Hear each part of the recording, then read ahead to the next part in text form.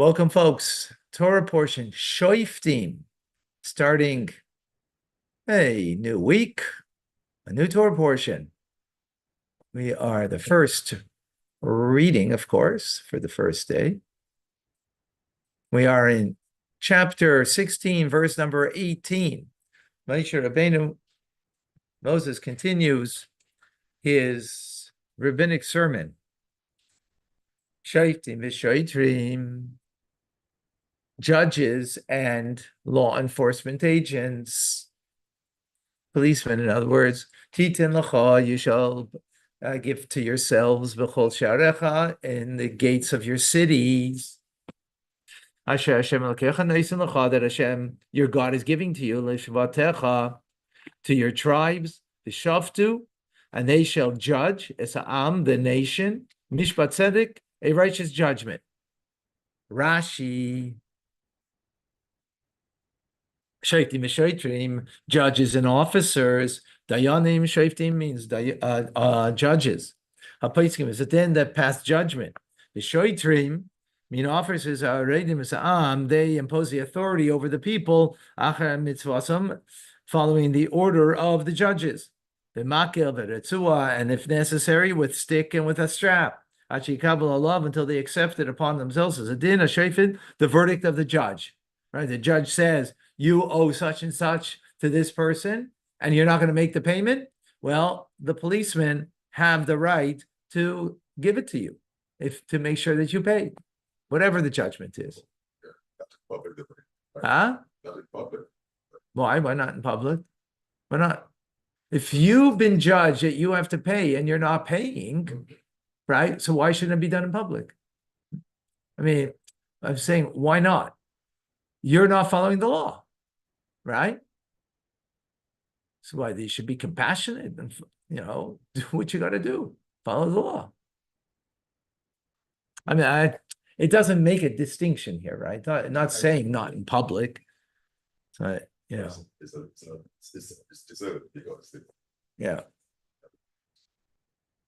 I don't want to say what kind of comment that was.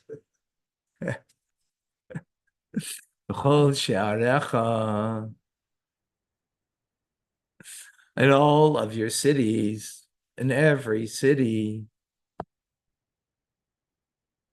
Lishvatecha, to your tribes, Musaval Titen Lecha, to your tribes is referring to the you shall appoint, meaning judges and officers you shall appoint for your tribes in all of your cities. Now, the tribes come before cities, right? Because there's 12 tribes that have 12 areas, and within those areas are cities. So it's making reference to that. Asher Hashem Elokecha. Asher Hashem Elokecha neisin lach. All right, you get funny things on there. Sorry. Back to the okay.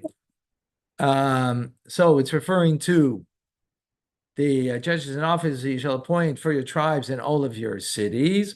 That Hashem, your God, is giving to you. This comes to teach us that we establish judges for each and every tribe separately, every year, and each and every city separately. Okay. The Shoftu is and they shall judge the people. Appoint expert and righteous judges in order that they should judge righteously. Continuing in 19, do not pervert judgment. Do not show favoritism. And do not take bribery. Why shouldn't you take bribery? Because bribery blinds the eyes of the wise. And perverts the words of the righteous. Rashi in 19. Do not pervert judgment. This is as it sounds, right?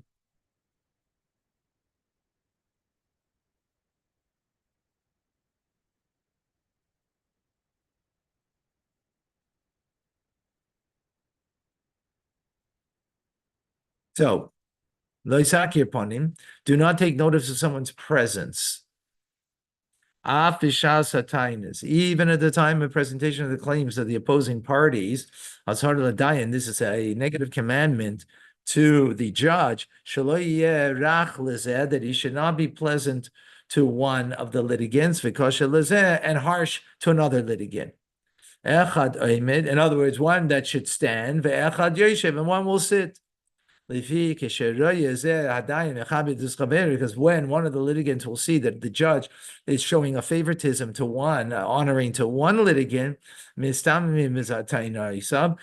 arguments become blocked, meaning he won't be able to express himself effectively because he sees that he is being, that one is being favored over him. The litigant is being favored over him.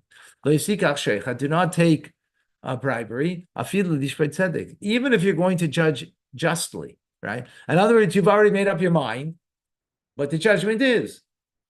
And now you're going to take the bribery. It's not going to change anything because you already made your judgment.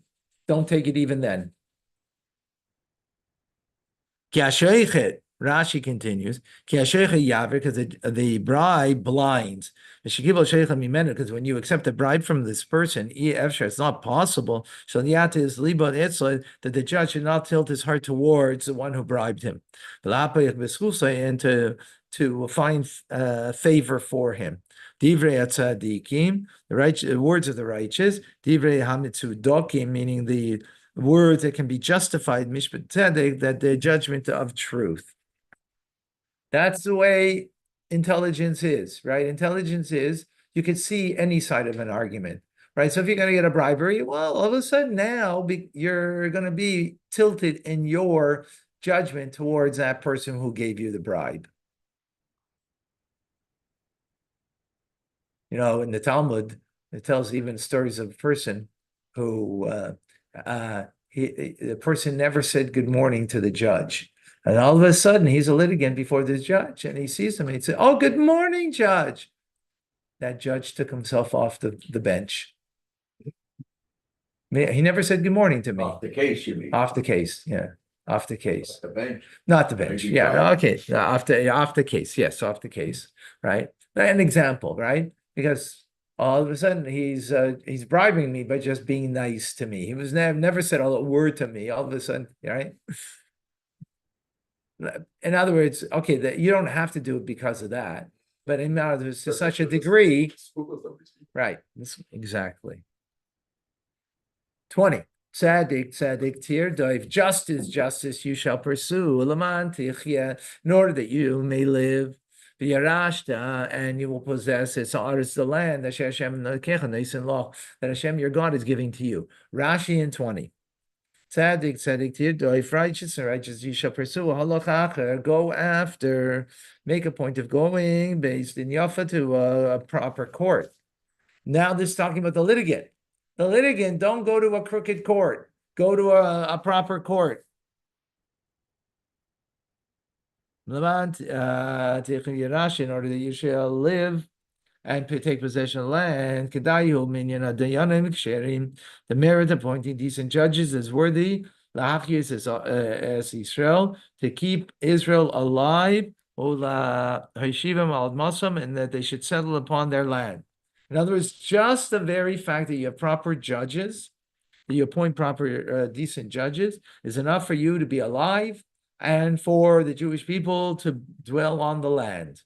Which, of course, from there we understand the opposite, right? That if they have inappropriate judges, right, that you're not worthy to live or to be on the land. Very powerful. Yeah, kangaroo courts destroy society. Do not plan for yourself an Asherah. Now we're going to idolatry. Okay? Do not plan for, there's a lot of mitzvahs in this parsha, by the way. A lot of mitzvahs in this parsha. Do not plan for yourself an Asherah. There's a form of idolatry in a tree. Kol eitz means beyach, or any tree near the altar. don't plant near the altar a tree. Hashem Elokecha asher nasa loch, the altar of God, of your God, that you shall make for yourselves. Rashi in 21. Loisita lecha asher, don't plant for yourself an Asherah tree, which is a tree of idolatry. La chayva aleha, to make him culpable for it. Mishas nitiyaseh, from the time of planting. In other words, did you serve this tree yet? No, because you just planted it. It has time to grow. But this is a type of tree that was used for idolatry. And now just the very fact that you planted for this intent to serve it ultimately, already you're culpable for it. Yeah, exactly. Even if you did not worship it yet, say you violate a negative commandment on the also just for its planting. Next Rashi.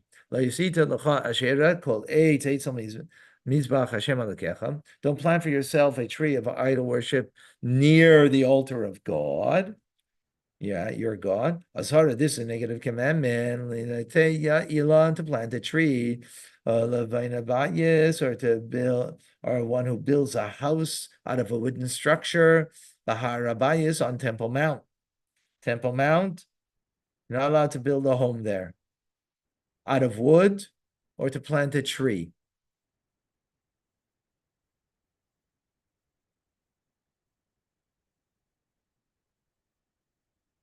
Anything in the vicinity of the altar, right? Because ultimately it may come to be served as a form of idolatry. 22. Kisa kim lecha matzeva, for if you will erect for yourself a matzeva. Matzeva is a monument, right? Matzeva is, where do we know the word matzeva from? Matzeva is a monument of in a cemetery, right?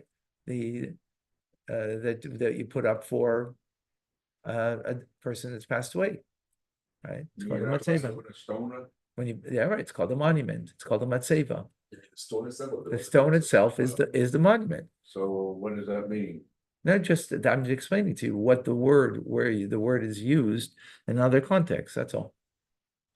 Nothing. If someone passes away, you're not. Oh, is that No, right? no. Here it means to set up a monument for yourself. Asher Seina Hashem Elokecha, that Hashem your God hates. Not a monument for the dead that you're commemorating the passing of the death of somebody, right? But we're talking about here that you're using it in a way of idolatry. Okay. 22 in Rashi. Erect for yourself a pillar of a monument, which means a single stone, to bring offerings upon this stone, even for the sake of heaven. So interesting. So Rashi is saying over here that it doesn't mean here for idolatry. Even if you're doing it for the sake of heaven, don't do it. Because Hashem hates mizbach havarim, an altar that's of stones, or mizbach adama, and an altar of earth, siva lases, he commanded to make. But this one he hates. Because it was a custom of the Canaanites that used for idolatry. Even though this had been beloved by God, by the days of the patriarchs, that they would take a stone and use it as an altar. But now he hates it because the Canaanites had made use of it, that it became a custom of idolatry for the Canaanites. They used altars made of many stones.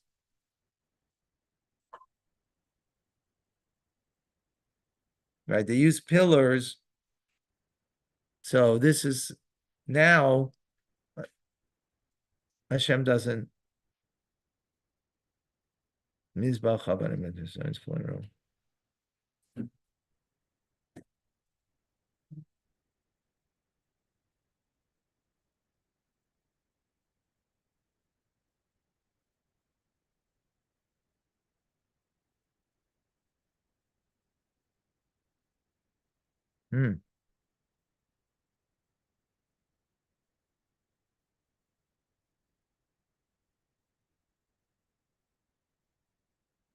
Okay.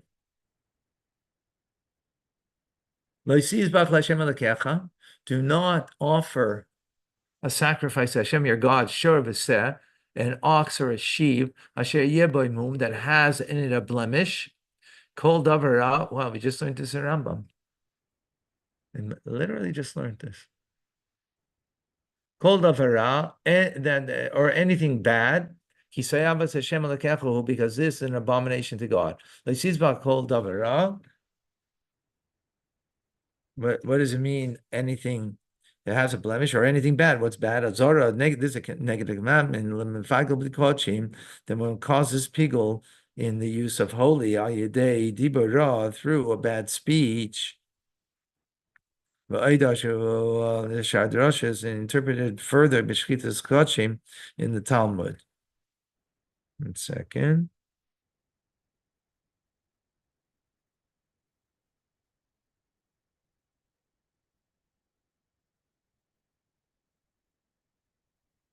Pigul is when you had an intent to do part of the offering, like putting the blood on the altar at the wrong time.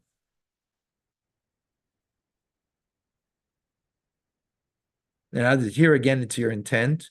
You had a faulty intent.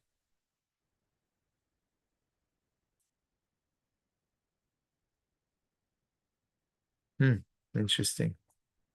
Okay, verse number 2. When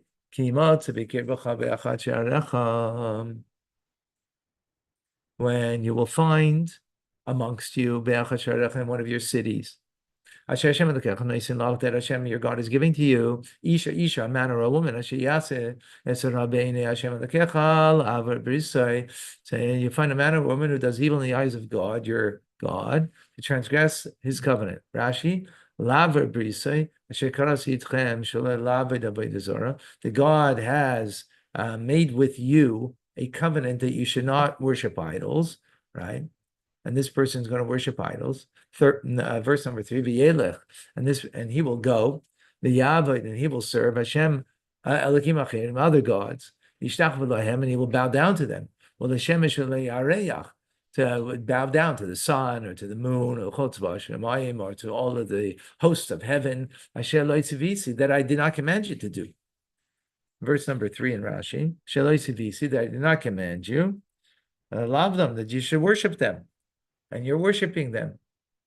And it was told to you, the Shemaita, and you heard, the Darashta, and you investigated thoroughly, and behold, it is true. It's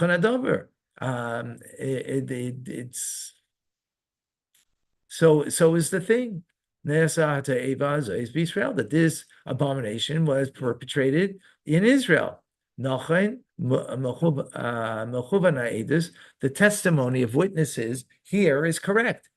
Right here, we learn out that you have to hear the witnesses. You have to then investigate the witnesses to make sure that what they're saying holds up, and that their testimony is true. Right? Rashi it's appropriate testimony. So, and that this person was serving idolatry. It says it's a ishahu, and you'll take out this man, or ishahi, or this woman, asher also is a davar, and that they did this thing, hara hazeh, this evil thing, el sha'arecha, to the cities, to the gates of your city, the man and the woman, and that they will be stoned and they will die. Right. So here we're talking about two witnesses who forewarned them before doing the act, during the act of idolatry. They have to acknowledge, by the way, that they are aware that they've been forewarned and that they acknowledge it, right? If they just go, huh? Or they just go, that's not an acknowledgement. They actually have to verbally say that they acknowledge what the testimony of the witnesses, telling them that what you're going to do now, you are liable for the death sentence. And they have to be fully aware of that. If not, and they have to respond to it. If not, then they don't get the death penalty, right? Let's see, Rashi. We are in verse number 5. You take out this man, woman who did this thing to your cities. Is sharecha. The word sharecha, the Israel base dincha, means the gate of your court. As Onkelos translates it, Taya is an error. He doesn't agree, Rashi, to Onkelos' translation. Shekin Shanina, because we've learned El Sharecha, the Shar Sha'obad Boy. It means to the city in which the worship of idols took place. Or perhaps it means nothing but the city in which they were judged. So it says here, Sharecha, in your cities, and it's stated below also. Also, previously it says Bisharecha. In verse number 2, it also says it. Just as the previous time when it said the word Sharecha, it means a city which they worship, as it's clear from the context of Sharecha. So likewise, that which is in our verse, it also means Sharecha means in the city that it was worshipped. The Targuma in the translation is the Kiryavach, to your cities.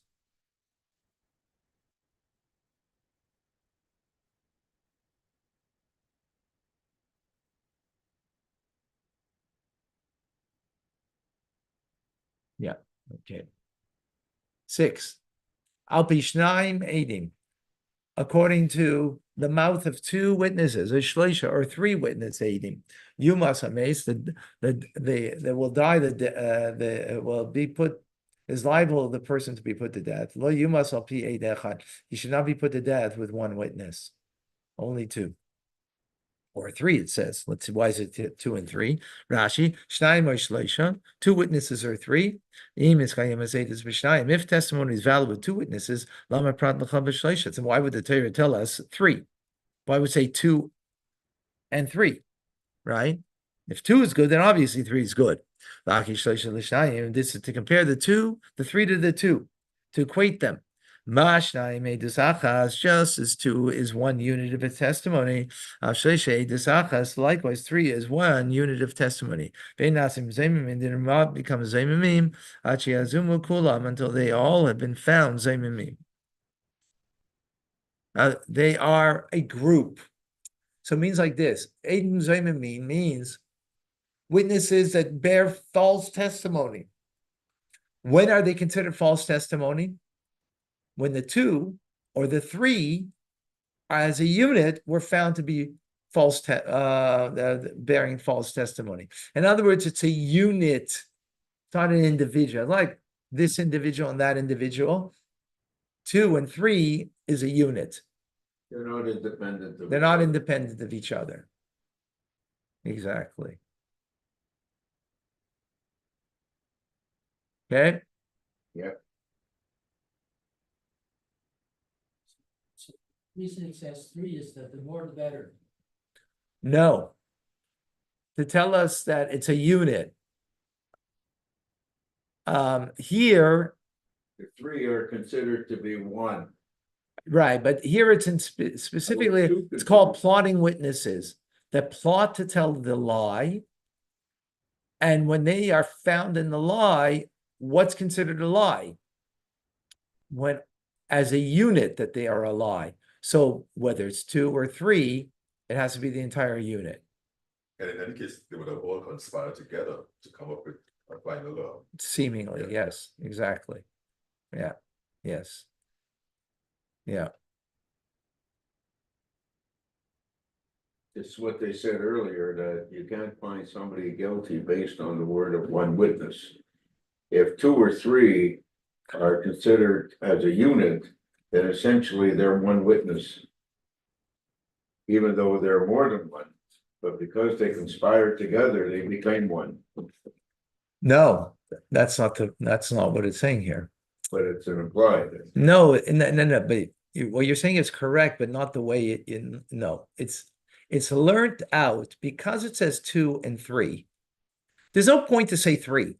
If 2 would bring someone culpable and liable for a death sentence, then 3 obviously will. And 4 even more so, right? Obvious. So, why is the verse saying it? because it's making a parallel between 3 and 2. What's the parallel? Well, 2 is a unit, so 3 is also a unit. It's not individuals, it's a unit. Therefore, to be culpable as plotting witnesses, that it's as a unit that they're culpable, that they have to be found as plotting. Right? Okay, So it's from the extra word of 3 that we learn that from. We're not learning it from logic. We're learning it from the Torah telling us that. Right? right.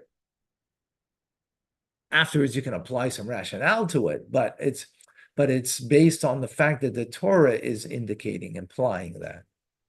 That's what's important. Okay. Verse number 7, the hands of the witnesses should be at first upon Lamisa to kill him. In other words, that the witnesses have to be part of the execution. You brought about through your testimony that this person should be executed, you're part of the execution. The yad kol ha'am and the hand of the rest of the people are come at the end. And you should abolish the evil from among you.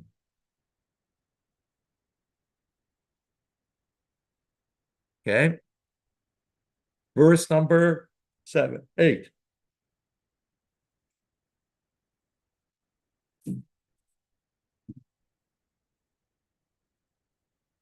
When they will, means when they will be eluded from you, davar, a thing, lamishpat, of judgment, bein dam ledam, between blood and blood, bein din ledin, between judgment and judgment, bein nega lenega, between a lesion and a lesion, divrei rivais, words of dispute, bisharecha, in your cities, the you will get up, the alisa l'mokum asher yivcha Hashem elkecha boy, you'll get up. In other words, you're coming to this court, and this court doesn't, it eludes them the judgment. They don't know what the judgment is. So yeah, this court has to get up and go where Hashem has chosen his place to be. In other words, you got to come up to Jerusalem and bring the court to the high court. In other words, the lower court cannot find a judgment, so you take it to a higher court. Okay? Let's see Rashi. When a matter of judgment will be hidden from you. Kol flaw, any form of the word pella, lashon havdalah v'prisha means separation and being apart. Shadavar nivdal mechusa, that this is separated and concealed mimcha from you. In other words, this court, it is concealed from them the judgment. They don't know how to judge here. Between blood and blood, between blood that is impure, and blood that's pure. This is not about litigation necessarily. It could be litigation, but here it's speaking about purity. Is this blood pure or not pure? Between a verdict and verdict, din zakai, where this person is innocent, where this person is guilty. With the affliction or an affliction, is this affliction make you pure or impure? Or makes you pure? Matters of dispute. That the sages of the town would be divided over this matter. This one declares it impure, but the other one says it's pure. This one makes it guilty, and this one makes it innocent. Kamta. In other words, you have dispute in the court there between the judges. They don't know. They are not all on the same line in ruling. Kamta Valis, and you should rise in the sand. Melamed, it tells you that the holy temple is higher than all other places, right? Because it says, "Get up and go up, ascend." That means Jerusalem, which is higher than, the rest of Israel. 9. And you should come to the Kohen, the Levites, and to the judge, that will be in those days, and you shall inquire, he will tell you, as Divrei Hamishpat, he'll tell you the words of judgment. Rashi in 9. What does it say? Kohanim, the Levites. Kohanim Shiatim Shevet Levi means the Kohanim that come from the tribe of Levi. And the judge will be in those days. Even if he's not like all other judges, that were before him. In other words, the judges are becoming not as learned, not as scholarly as in previous generations. But you got to bring it to them. Nonetheless, you have to listen to him. You only have the judges who are in your days. In other words, whoever the judge is in your days that's an honest judge, that's who you need to listen to, even though they might not be like previous judges in previous generations. They're not as great, not such great sages, right? Doesn't matter. You have to follow them. And you should do according to the thing that they will tell you, these judges, from that place, that Hashem will choose.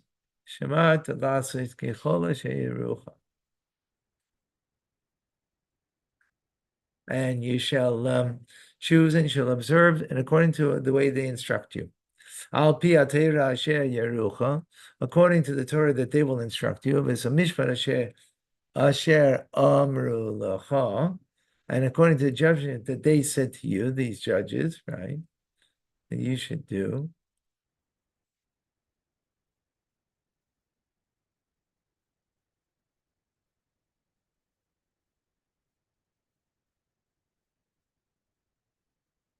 Okay. So according to the Torah that they're going to instruct you, and according to the judgment that they're going to tell you, you shall do. You should not stray from the thing that they're going to tell you, these judges. Yamin is small, not right, not left. Rashi in number 11. Yamin is small.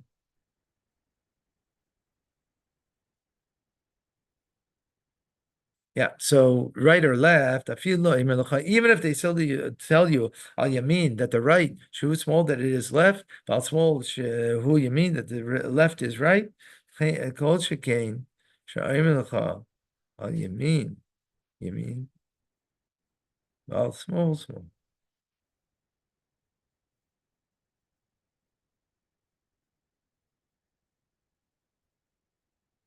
So yeah, even if tell you the right is left and left is right, and all the more so, you mean that the right is right or small, right? Even they tell you the right is left and left is right, you need to listen to them. The isha sheyase b'zodain, and a person will act intentionally, levilti shamaya, to not to listen to the koyin, that is standing there to serve as Hashem your God, or to the judge, right? It's a koyin or it's a judge. You're not going to listen to him. And that person will die, and you'll abolish evil from the Jewish people. Yishmu, and all the people should listen.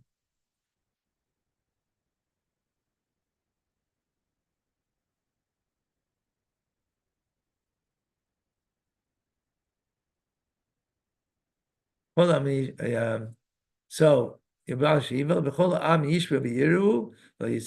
the people shall listen and fear, and they shall no longer act intentionally to go against Hashem's will. 13, final Rashi. The entire nation shall listen. From here we see that we wait for his execution until the festival. That we put him to death by the festival. Because it says the entire nation shall listen.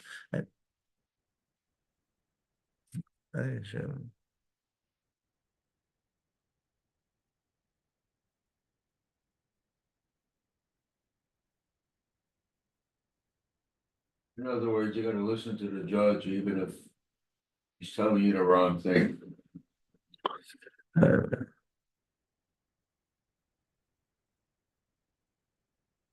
A little risky, to say the least.